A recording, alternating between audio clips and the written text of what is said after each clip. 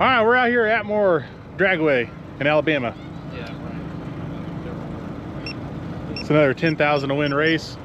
One of the Kai Kelly, Ryan Martin races. And I kind of snuck in the gate a little early because it was open and the staff wasn't here yet to close it. And there's a good line of cars here to get in to watch. So apparently the spectator support here is astronomical. So we're hoping so, because it'd be nice to move a little bit of merchandise for starting off the 2025 season. So this is our first race of 2025. Right now we're a little light on racers. You got Boost 12 way down there. You got ProCharger red Firebird right here. You got another Firebird right here, but what's on it? Then we got Mr. Ryan Martin. He's hiding over here. There, it's Ryan Martin. Kai Kelly, I guess, had a water issue with his motor and his small tire shocker. So he is, I don't know if he got it figured out or not, but they were working on that last night to get out here today.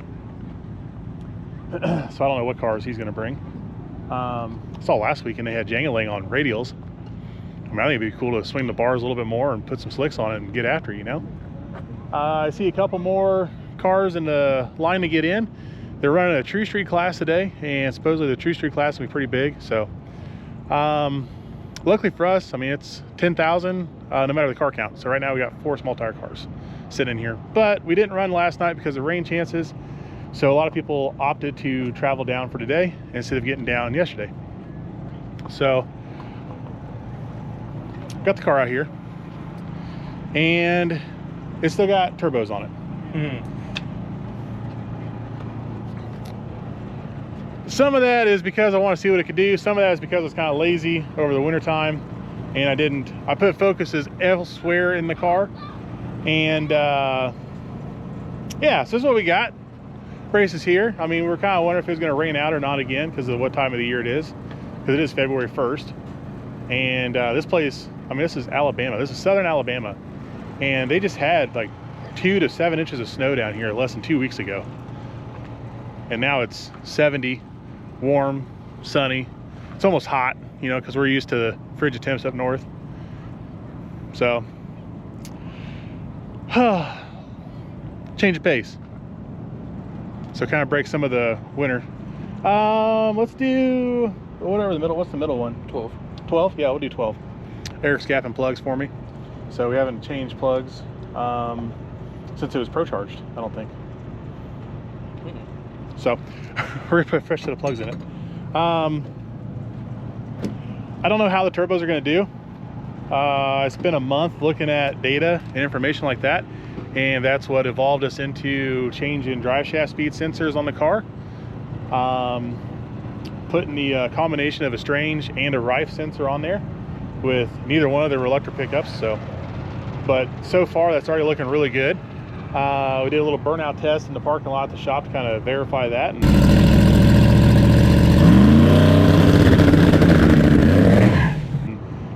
That's looking good. We're getting data a lot quicker. We're getting a drive shaft speed into Holly much quicker. So if we get a slip, we'll hopefully be able to catch it a lot faster on the drive shaft curve and make that adjustment and then get back to accelerating. So with the ProCharger, man, by the time you slipped, it made the correction and it was already accelerating again. With the turbos, it's kind of I always feel like we're chasing it. So I feel like once you piss it off and you kind of make the run unhappy, then you're trying to recoup or recover that through many more tenths of a second. So trying some different strategy stuff out. We're gonna see what happens. These are our comps that we ran years ago. We've never maxed them out, technically. Like we never found a point where they just stopped making power. So we're gonna lean on them pretty good today. So I mean, we're gonna have to. I mean, you got, like I said, you got a couple killers out here. So Boost 12 has been faster than I have been. Martin's been faster than I've been. I mean, everybody's pretty fast out here. So if we can be within a car length, if we can make some good passes, then, you know, I'll be pretty happy. But if not, I mean, it's just kind of an experiment and we'll just see what it does. So what I'm doing right now is I like to torque everything on the turbo kit, just because we need to keep all that air in the motor.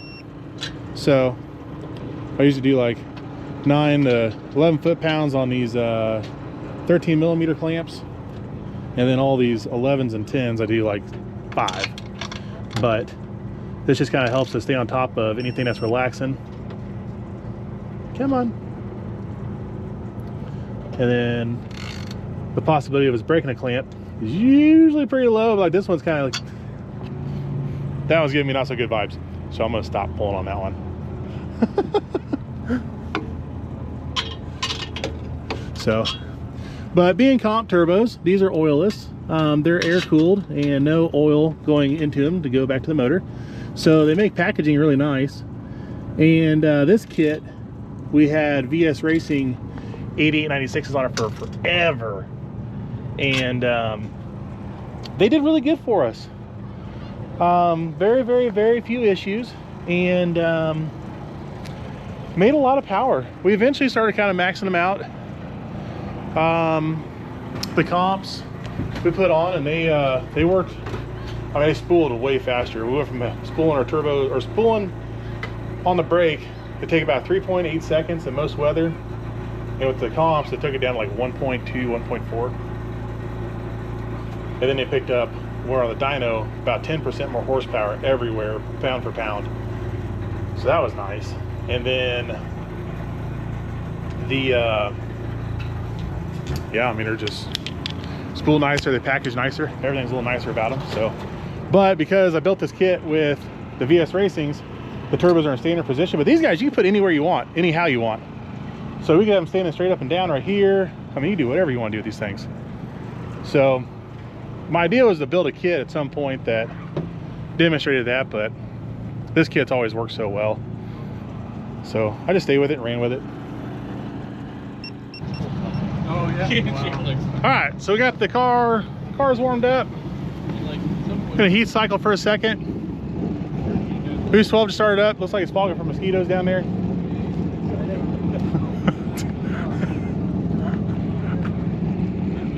What is he doing? Brian Martin camp's getting busy over here. Everybody coming, checking them out, getting autographs and buying merch and stuff. We're just chilling over here. So we got about 20 minutes or so, and then we should be rolling up to make a test shake, and yeah, see what it's gonna do. You know, hopefully something good. I'm gonna go sit down at the computer for a little bit and taking into account that we got a brand new tire on it, and this will be our first pass with it. So I mean, it's not gonna be as good as our second pass with it, but let's just get a new drive shaft curve, because everything in drive shaft curve is going to be different because of how much quicker the sensor reacts. So yeah, so I got on my mind right now. All the ProCharger cars just fired up a little bit ago when I was running my little turbo car, and you know, then I couldn't hear my car no more. You know, it was just kind of drowned out by all the actual like real loud horsepower cars. So they'll never hear me coming. They'll never hear me coming today. All right, time to get some tune up in this thing. All right, rolling up for P1, and oh, I guess our golf cart's having issues. Oops. I think we may only have 6 cars and small tire today. We don't have a whole lot. Pretty weird. So we're gonna try to get 2 test passes in, make sure we can get in the beam stage, everything goes well there, and medium boost levels, and then we'll crank it up for competition. So I'm gonna go check on, see what this golf cart is, and hopefully we're up there making the pass here in a second. Looks like our battery decided to try to die on the golf cart. It's been working just fine, and then all of a sudden today, it, well, after we got hooked to the car, it decided that it didn't want to have enough juice to move the car.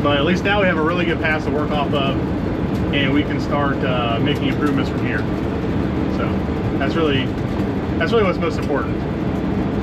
So if I can get that 60 foot back to where it was at Tulsa, then we're going to be in striking distance of the ProCharger. So, but as you can see on the first pass, we didn't make it down. You know, the ProCharger would have made it down. I want to play devil's advocate all day long on this setup, one way or the other.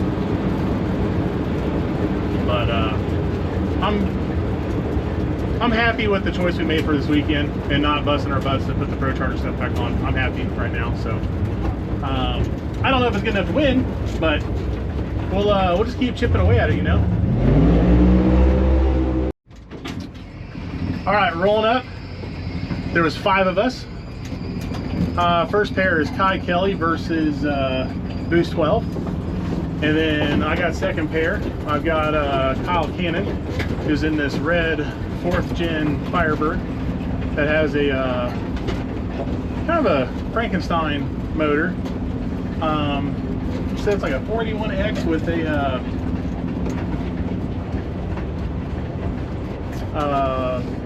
big block Chevy head, so it makes a lot of power. ProCharge deal, so pretty much got to run up against a better version of my big block ProCharger self. So I mean, right now my ProCharger combo is faster than this, so we'll have to see what happens. I'm gonna get suited. Oh, and then Ryan Mark got to buy, so at least we don't have to race him. And then if I get past this round, that means I got a pretty good chance of getting a bye to the final, then that'd be cool. So go up here and see what happens.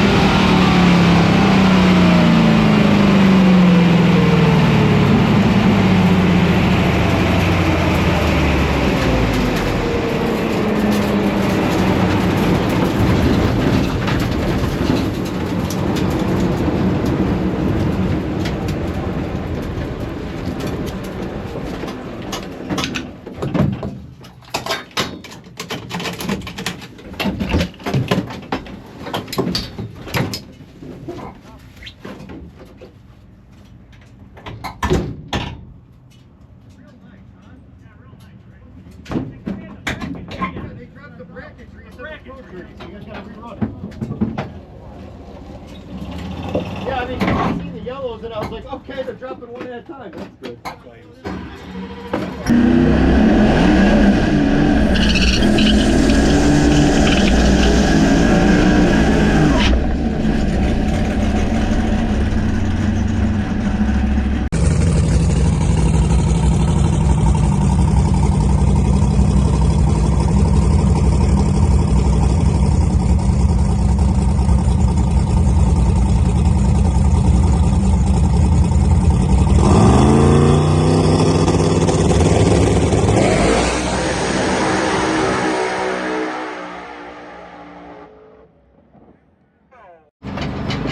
Alright, quack, quack.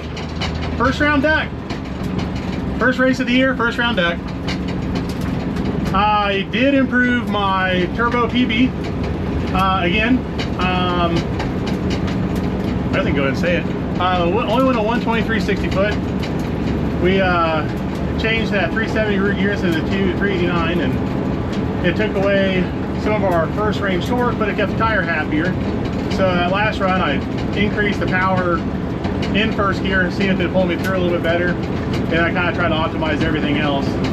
Went 3.00 to the 330, which isn't bad, but ProCharger combo would have been like almost a 10th faster than 60 foot, probably a 10th faster than 330. Just like how you can see how Kyle was out, you know, car and a half or so. I mean, that's where I would have been. And then we started reeling it back in on the big end. I mean, it did get back split like it should with the turbo car. I do think we pretty well maxed the turbos out. So we only gained 1 mile per hour from my last run to this run, which was went 180 on this one, and it went 37, 437, 180. So not bad at all, but that's not what it takes when you have, you know, like we have 5 cars a day, and they're like, there's 5 killers, man. I mean, it's wildly fast. So I'm happy with what we did. I'm happy with how far we've gotten the turbos to go. You know, but we're not where the ProCharger is at all. So I said the ProCharger would have had a 10th early, a 10th to the middle at least, and yeah, the rest of the numbers. So because it's gone, yeah, it's gone fast too. So we got to come out, we got to race the competition. It's close. You know, if giving up a couple car lengths